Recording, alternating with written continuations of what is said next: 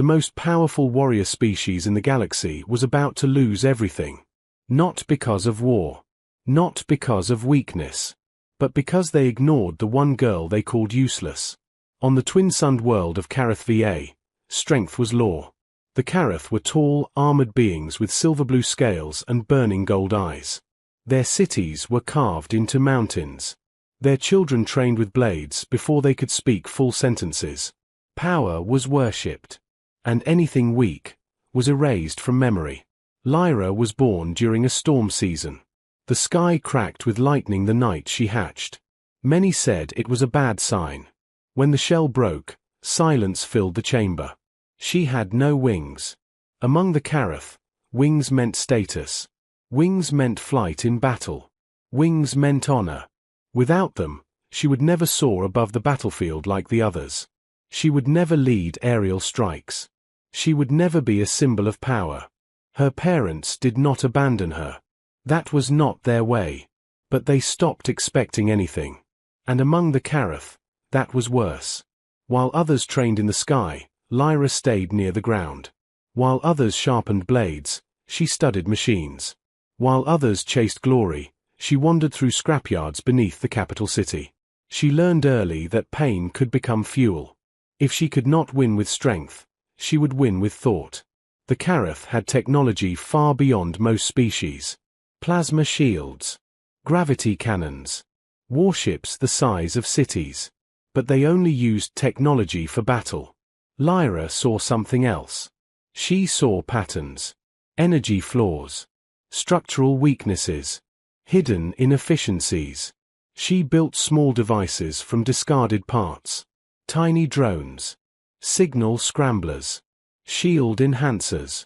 Things the warriors never noticed. They called her groundborn.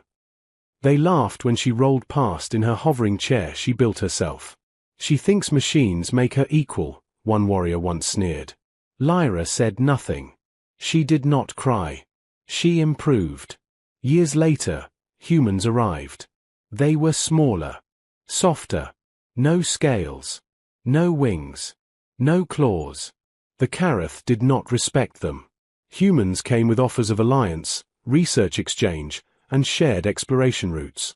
They were curious, always asking questions, always observing. The Karath tolerated them because human engineering was adaptable.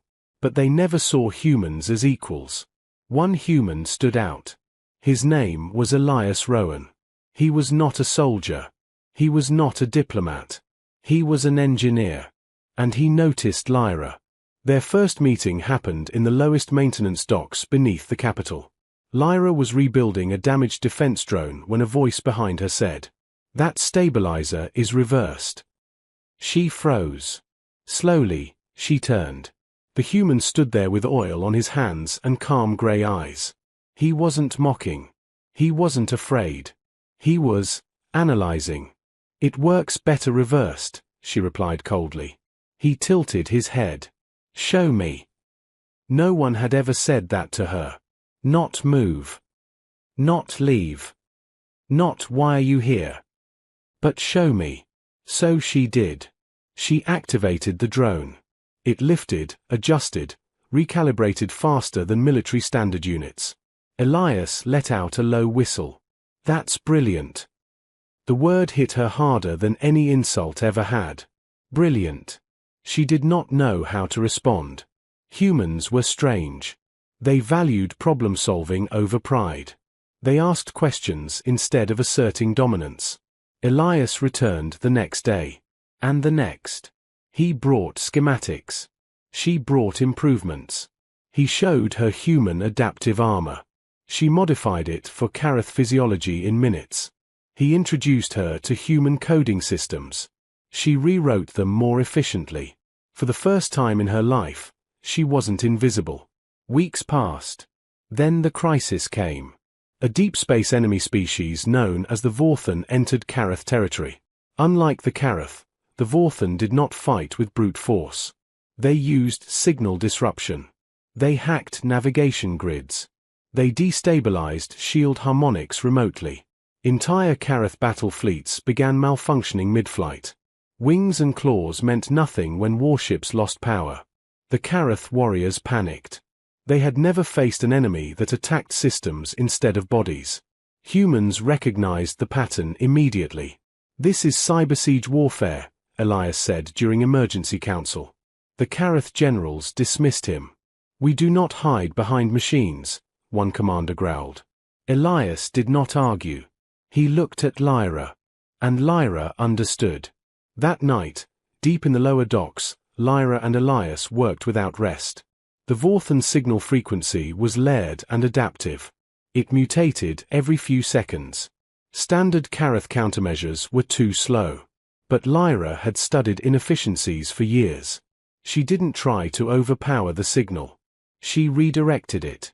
Using salvage transmitters and human quantum code, she created a reflection cascade, a system that bounced hostile signals back at their origin source. Elias stared at the equations. "If this works," he whispered, "it won't just block them. It'll blind them." Lyra's golden eyes glowed. "Then let them feel what weakness is." They deployed it quietly. When the Vorthan launched their next disruption wave, something unexpected happened. Their own ships lost targeting. Their navigation collapsed. Their command grid fractured. Within minutes, the most feared cyberfleet in the sector went dark. The Karath stood stunned. No wings had struck the sky. No claws had torn flesh. A groundborn had saved them. Silence filled the capital. For the first time in history, the warriors looked down instead of up. And they saw her. But respect is slow. Pride is slower. The High Commander approached Lyra days later. "You did not fight," he said. "I solved," she replied. He studied her for a long moment. Then he turned to Elias. "Why choose her?" Elias didn't hesitate. "Because you all didn't." The answer echoed through the chamber. And something shifted that day. Not just in Karath society, but in the galaxy. Because the Vorthan were not finished. They had only tested the waters. And now they knew something dangerous. Humans and Karath together were not strong. They were adaptable. And adaptability wins wars. Lyra looked toward the stars that night beside Elias. "For the first time," she said quietly, "I do not feel broken." Elias smiled. "You were never broken. They just didn't understand your design." Above them, distant stars flickered. War was coming. But this time, the galaxy would learn what happens when humanity chooses the one everyone else rejects. And this was only the beginning. The Vorthan did not retreat. They adapted. 3 days after their failed cyber assault, the stars above Karath VA went dark. Not metaphorically. Literally. Long-range scanners showed something impossible. The Vorthan had deployed a gravitational distortion array. It bent light around their fleet, cloaking entire warships inside artificial black zones. From the surface, it looked like pieces of the sky had been erased. Panic spread through the capital. The Karath were warriors of sight and speed. They relied on visual dominance. They needed to see their enemy to crush it. But this enemy hid inside physics itself. High Commander Rail stood in the war chamber, claws digging into the stone floor. "Launch aerial divisions," he roared. "They can't lock targets," a technician replied. "Our systems are still destabilized from the distortion field." The room trembled as another orbital defense platform went silent. Far below the capital, in the engineering docks, Lyra stared at the sky feed. "They're not hiding," she said quietly. Elias stood beside her, studying the data. "No. They're bending perception. There's a difference." On the screen, stars disappeared in smooth circular patterns. Lyra's mind raced. "They assume we fight what we see," she continued. "So they removed sight." Elias crossed his arms. "So we stop using it." She turned toward him slowly. And for the first time, she smiled with sharp confidence. The human proposal. In the emergency council, tension filled the air like static. Elias stood in the center of towering Karath generals. Smaller, softer, unarmored, but not uncertain. "We're thinking about this wrong," he said calmly. You are thinking, Commander Rail growled. We are fighting. And that's why you're losing, Elias replied evenly. The room went silent. Lyra moved her hover platform forward. The Vorthen rely on prediction, she explained. They study reaction patterns. Kareth battle doctrine has not changed in 3 centuries. A murmur spread through the chamber. You are saying we are outdated, one general snapped. Lyra met his gaze without fear. I am saying you are predictable. Elias activated a holographic projection. Human civilian ships appeared, cargo haulers, mining rigs, agricultural transports. They won't expect these, he said. The Kareth stared in confusion. These are not warships. Exactly. Lyra extended the projection, overlaying hidden systems inside the human vessels, shield disruptors, signal anchors, microthruster arrays. We turn civilian unpredictability into tactical advantage, she said. Irregular movement patterns. Randomized signal bursts. Adaptive counter-distortion emitters. Commander Rail narrowed his eyes. You would risk non-combat vessels. Elias smiled slightly. Humans don't separate survival from creativity. We modify what we have. The room fell into deep thought. Finally, Rail spoke. You will lead this experiment. Not as an insult. As permission. Operation Blind Star. Within hours, dozens of human ships launched from orbit. To Vorthen sensors, they looked harmless. Scattered. Disorganized. Easy. The distortion field tightened, preparing to scramble their systems. But this time, something different happened. Instead of fighting the gravitational bends, the human ships adjusted to them. They used microbursts of thrusters in irregular patterns, turning the distortion waves into navigational slingshots. Like surfers riding storms. On the surface, Kareth observers watched in disbelief. They're using the distortion to accelerate, a technician whispered. Lyra's fingers moved rapidly across her control interface. Redirect signal anchors, now. From inside the civilian fleet, tiny devices activated. They did not attack. They listened. They mapped the distortion field's rhythm. And then, they sang back. Not with weapons. With frequency harmonics. Elias had helped design a simple but powerful principle, resonance overload. Instead of breaking the Vorthen cloaking field with force, they amplified its own vibrations until it destabilized itself. In orbit, black patches of sky began to flicker. Vorthen warships shimmered into visibility. Confused. Exposed. Commander Rail did not hesitate this time. Strike. Kareth war cruisers launched in perfect formation. But something had changed. They no longer attacked in rigid lines. Lyra had rewritten their flight algorithms using human adaptive modeling. They moved unpredictably. Fluid. Creative. The Vorthen targeting systems failed to lock. Within minutes, 2 enemy dreadnoughts were disabled. The sky lit with blue plasma and golden fire. For the first time in Kareth history, their victory came from flexibility, not dominance. The counterstrike. But the Vorthen were not fools. From the edge of the system, a massive signal spike erupted. Lyra's console flashed red. They're deploying a neural shockwave, she said sharply. Elias frowned. What does that mean?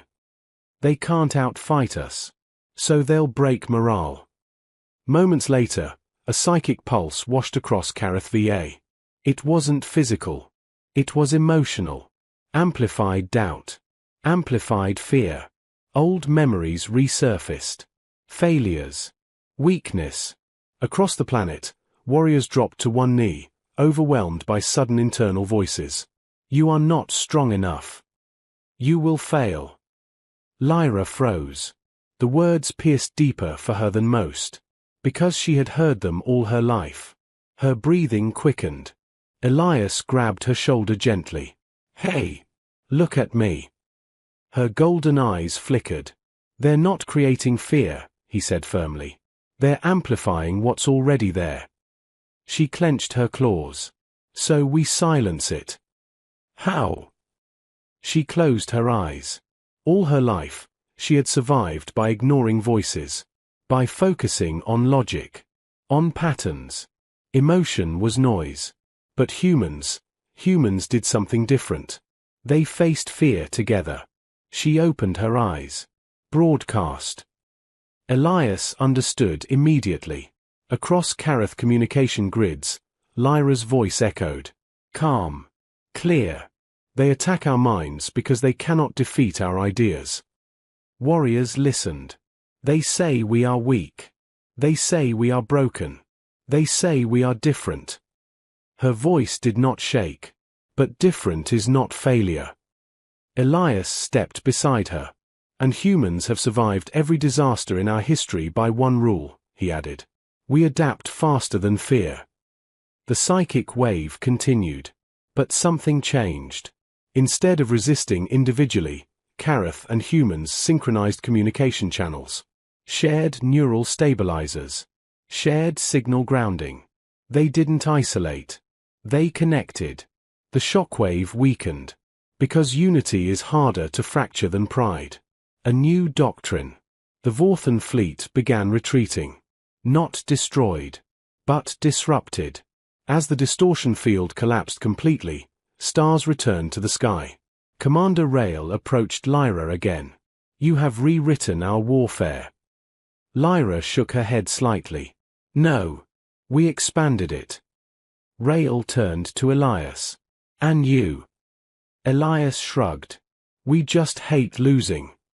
For the first time, the commander gave a low, respectful nod. Above them, human and Kareth ships drifted side by side. Different shapes. Different species. Same direction. Lyra looked toward the horizon. They will return, she said quietly. Elias nodded. Good. She raised an eyebrow. Why good? He smiled. Because next time, we'll be even more creative. In the distance, damaged Vorthan ships vanished into hyperspace. But they carried something back with them. Data. About humans. About unpredictability. About the alien girl no one wanted. And the man who chose her. The galaxy was watching now. And for the first time in history, humanity was no longer the smallest species in the room. It was the most dangerous.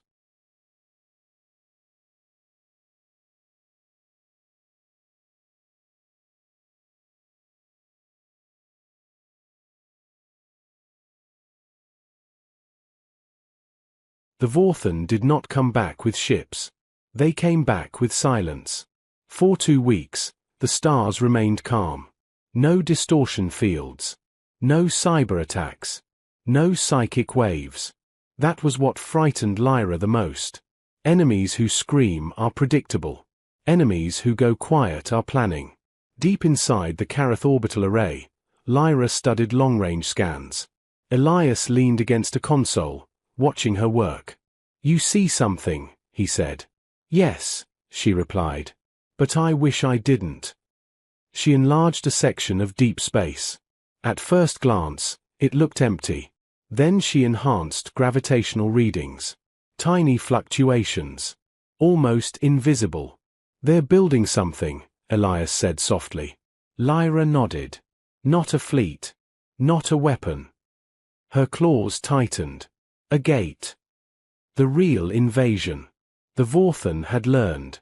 Direct attack failed. Cyber warfare failed. Psychological warfare failed. So they chose something colder.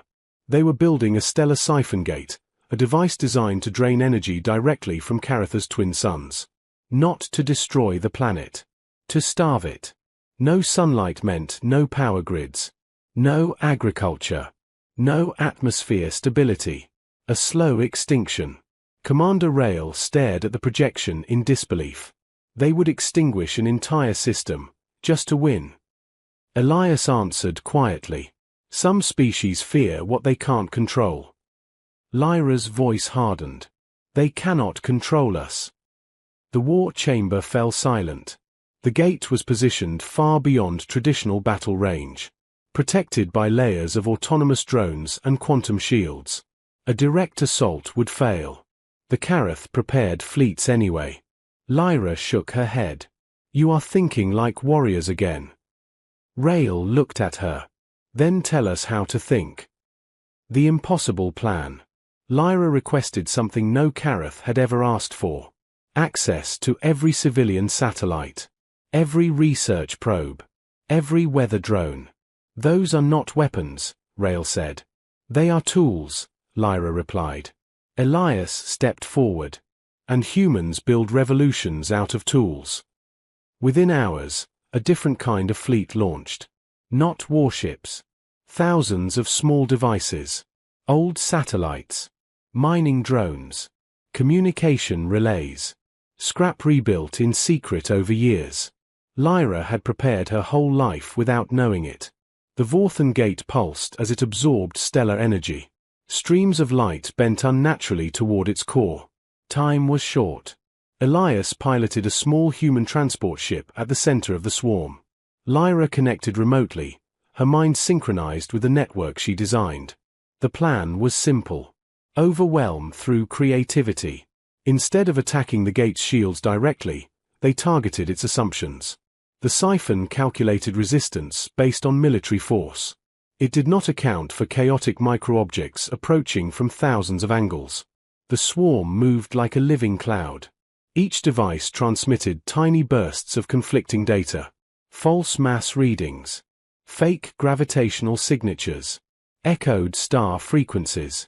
The gate's AI struggled to adapt. It's recalibrating, Elias reported. Good, Lyra replied. Keep it thinking.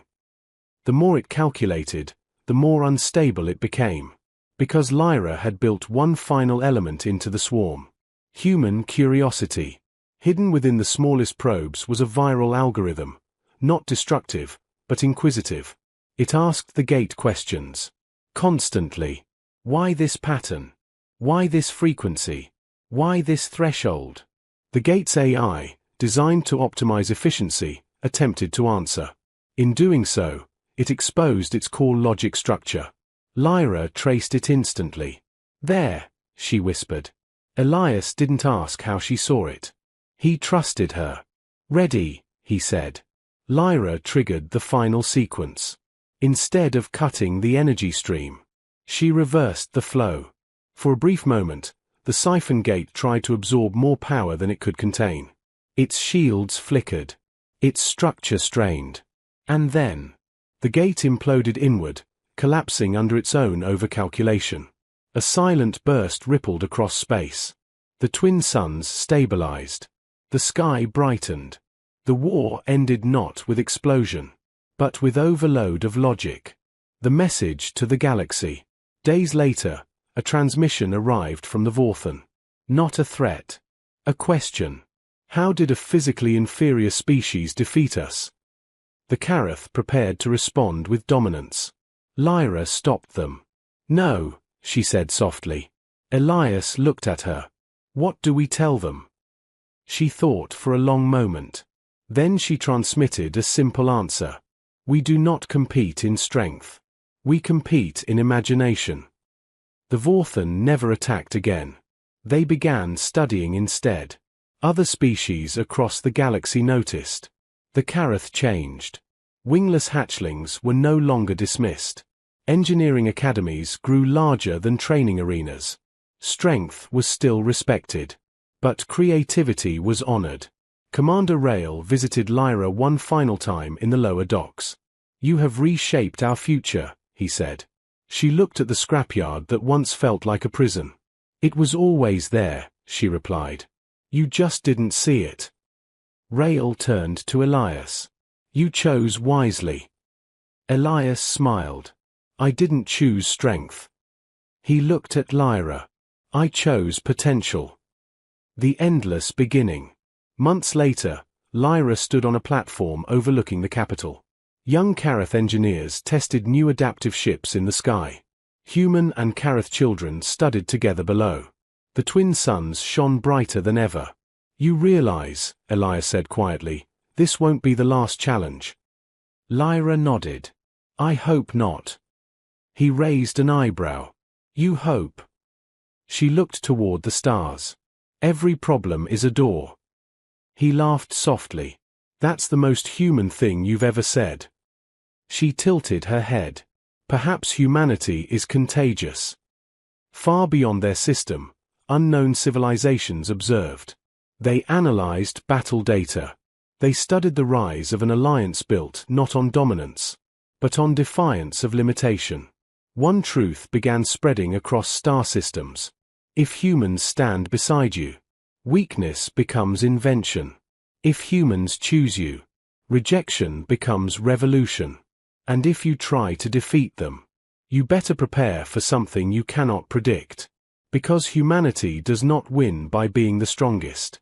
Humanity wins by refusing to stay small. And somewhere in the galaxy right now, another useless being is being ignored. Another human is noticing. Another impossible idea is forming. And the story is far from over.